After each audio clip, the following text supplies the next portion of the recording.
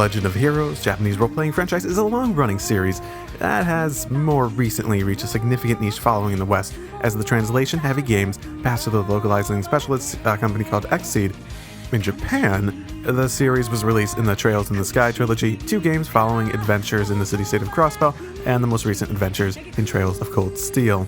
Trails of Cold Steel 2 is the most recent and modern release as of this time of review in the series. With the 2016 Western release for the PlayStation 3 and PlayStation Vita, Trails of Cold Steel 2 follows the continued adventures of Class 7 in the German-inspired Erebonian Empire. I had little outside praise for my review and the Let's Play I had for the first game, so there are a lot of expectations set on the table for this anticipated sequel.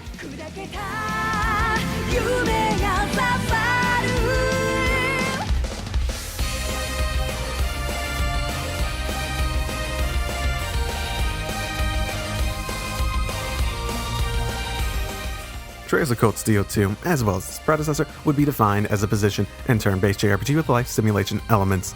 Just like the first game, it's still a bit of a mouthful. If you're not familiar with the system yet still find yourself watching this review for the sequel, then maybe you should go play or watch a review on the first game first. But to say it simply, Trails of Cold Steel 2 is built on top of the system from which the first had, with new elements to the mechanics rather than reimagining any of the systems. It has turn-based combat with a turn order emphasis. Along with a pseudo-grid-based system, the player can unleash crafts, arts, and other moves of varying elements and potential status effects. Along with standard strategies, there are a number of mechanics open to the player that tend to drive the advantage to the player in combat, like links, overdrive, and S-breaks. Character progression returns with the Arcus units introducing Cold Steel and the social simulation elements to develop Link skills. Just like in the original, the system does a great job of feeling engaging and action-packed despite the slower strategic pacing and dependence on preparation outside of battle. Systems in Cold Steel 2 act as an expansion of the systems over an evolution. You start at a higher level to demonstrate the growth from the original, and the Arcus orbment itself also has a new progression system built in to achieve a very similar effect.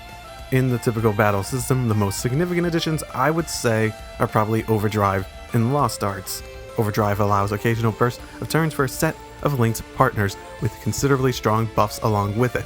Lost Arts are less unique, but are basically superpowered magic attacks that use up the entirety of the character's EP in a similar way as S-crafts typically do, without the S-break system involved. A lot of the new mechanics are pretty well implemented, but the balancing can be broken a bit too easily at times. Typically, the strength and casting times have been altered to give greater emphasis on art usage, and at the same time you have some stuff like delay compounding effectiveness that trivializes some fights. You even have some other statuses that have lost most of their strategic effectiveness too, since it's easy to steamroll any enemy they are actually effective on without using them. These sorts of problems are probably a lot more widespread than the original had. To note, the balancing issue I'm talking about maybe isn't so much a problem with the difficulty unless you really go out of your way to min-max and just get the absolute most effective strategy. It is more of a problem with how skewed different strategies can be in their viability. Part of the reason I like the battle system so much was because it was so fun to tinker with. The many moving parts it offers allows you to come up with your own path to victory. When the balancing of those different moving parts can be skewed enough, it is detrimental to having fun with that. It's more fun to play and win with my strategy rather than it is to use the inevitably best one. Now, I still enjoyed it considerably. Skewed balance can dim it, but it's not like it destroyed the value of the system. Difficulty is still more heavily placed on the choices made during battles rather than intensive preparation, which is welcome in my book. Now, outside of the main gameplay system, we also have the Divine Knight battle system. In a sense, it's a simplified version of the normal gameplay. With the more simplified strategic variants, each battle is more focused on resource management and well-timed strategy. As you might guess, these can be a bit more of a grind, especially in higher difficulties.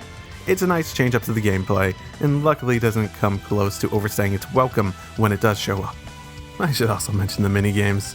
I also don't really care about them at all. You have some new ones like snowboarding, but they're all just mildly interesting side events that really lose their appeal after the first few times you do them, and then you just want to continue with the rest of the game.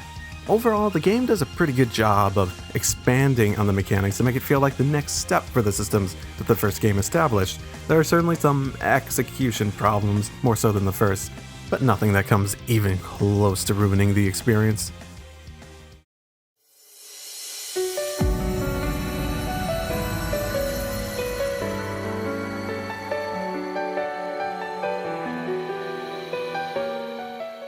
So, second game in the series, right? And also, second game in the third sub-series of games. You can start at the Cold Steel games, like I did, but you can do it, but at the very least you need to play the first Cold Steel game, and really it's much better to experience these through actually playing over a review. Okay, good, okay, let's go.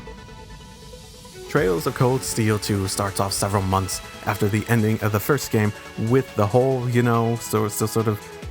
you're still here and haven't gone because of the spoiler warning, that's cliffhanger from the first game. Sorry, first spoiler. You might want to leave now.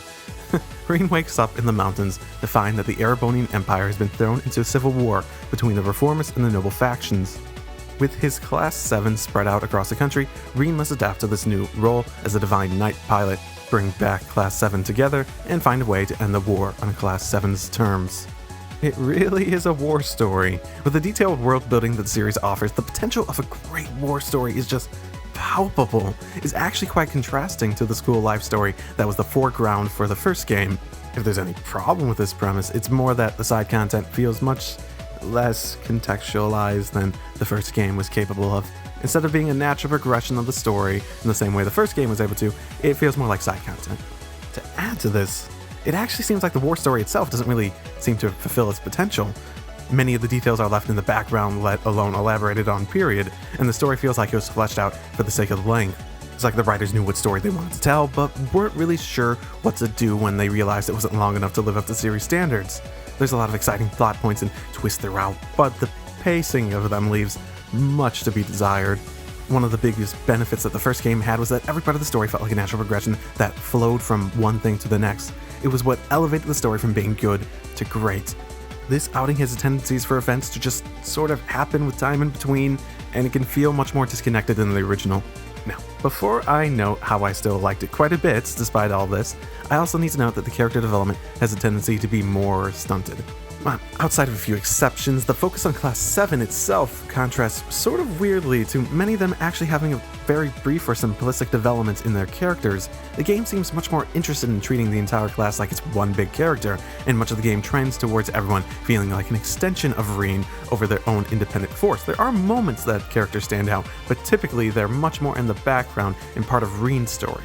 And it really does feel like Reen's story in earnest this time around. Now, I do have a tendency to be quite critical, especially when it's a sequel that will inevitably be compared to the original. This is even more true when it is settling a cliffhanger from that original. While I won't say the faults rise to the point to endow disappointments onto my person, I feel as though I can say that the story as a whole is not on the same level as the first game. The height the game reaches may be even higher than the first, but those can only do so much to skew the average upwards to the point that the first game was able to achieve.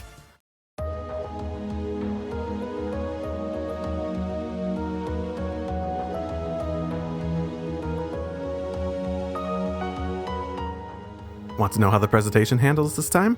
Well, it's more the same, really. Art style and the quality of the art are basically identical. It's a classic example of a game being built on the technology and assets of its predecessor to save time and money. Not that it doesn't try to do a little bit more. You can certainly tell that the scale of this presentation has increased, and so do the performance issues, especially on the Vita.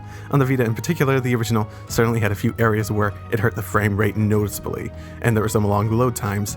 These complaints were minor enough to certainly warrant mentioning it in the review, but not enough to really bother me. Now this time, it's a bit too common, and makes a pretty good argument for why Cold Steel 3 should be on the PlayStation 4. As much as I love my Vita, Falcom is just becoming too ambitious for the little guy to keep up anymore. The new additions of performance issues is certainly noticeable, and they're basically varying between noticeable and an ever-present companion at times. If you're more sensitive to those changes, it might be enough to hurt your enjoyment, but I can't say it quite got there for me. Just very noticeable and something that you have a constant reminder of.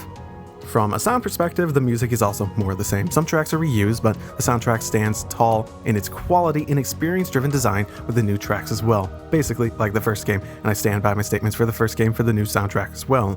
Voice acting is also top-notch. I really have to hand it to Sean Chiplock as Reen especially. He's hardly perfect, but it's rare for a VA to give a good enough performance that it really intrigues me as to who actually did it. Companies, hire this guy, he's great. Also to note, it's interesting how much the game can yell, "Sorry about the budget," when previously voiced characters lose their voice entirely. The whole presentation is still good, but the issues on display are more glaring than they should ever be. It's still a budget game, and you're still gonna feel that budget. But if you got through the first game and didn't mind, this one should be fine too.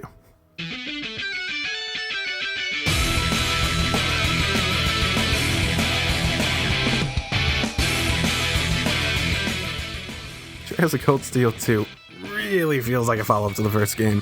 From its pacing to its writing to its graphics and soundtrack, it sort of has the feeling of an expansion pack at times. It still has that massive attention to detail spread across its world building, and the mechanics are largely developments of the first game.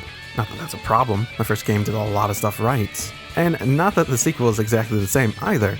One of the defining traits of the original was its sort of formulaic nature. Cold Steel 2 actually sort of scraps that formula and replaces it with a few new ones. In a sense, it sort of feels like a few smaller stories bundled into one. The 3-act structure might jump to mind as well, especially considering it's split up between Act 1, Act 2, Finale, and Epilogue. The problem with this formula in particular is that it has a tendency to feel bare bones. A lot of stuff happens, but not much really happens, if you know what I mean. It feels like the writers had a checklist of major events that they want to happen in the game, and then struggle to fill out the details until the finale section of the game, which is amazing. The original was able to capitalize on the opportunity to make the big picture story a background narrative that developed into significance over time. The second game is all about that significance, and there really isn't much in the background to add extra layers of intrigue as the game builds its story. With that said, the finale section of the game is definitely my favorite in either of the games so far. Oh goodness, that's an amazing ride. In a sense, actually, the inability to execute very well on a good portion of the new elements is sort of a theme throughout the game. The gameplay certainly has some notable balancing issues despite expanding on the mechanics of the first quite a bit, and the increased visual presentation is hampered by the performance issues. At least on the Vita, I can't really speak for the PS3 version. The weird thing about it all is that the lingering issues and questions I had from the first game were actually tackled very well. Problems I had that I was considerably concerned about fitting into the series were treated very well to the point of normalization. But realistically, it boils down to the big question. How do these problems affect the enjoyment? And while the pacing certainly makes the relative enjoyment of the game have some pretty stark contrast, I can say I never found it boring. Well, some stuff might have been borderline, but it's quite impressive for a game I played for over 90 hours.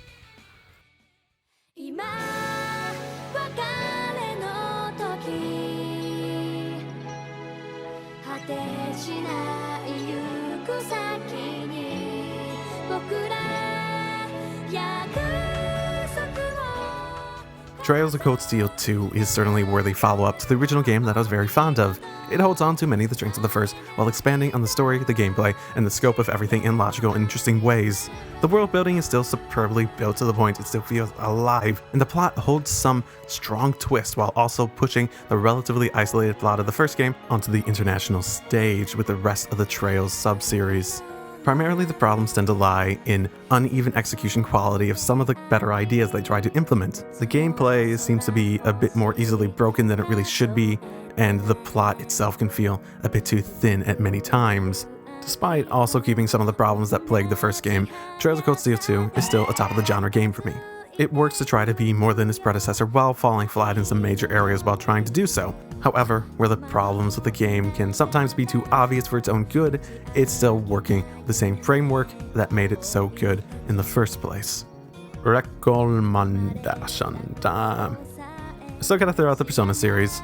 I also want to sort of throw the Mass Effect series for the same reason, where you sort of have this big world, characters you can invest in, this world you can invest in. None of them, even like Mass Effect, I would say, doesn't quite get the same sort of world building where everything feels alive in the same way that Trails does, but it does have a very invested world building aspect to it, and the Persona series probably does the character aspect of it notably better, even if the Cold Steel games does do it quite well. So that's all I got, and this will be one last review for this special month of extra episodes. So I'll see you all next time. Drive safely, everyone.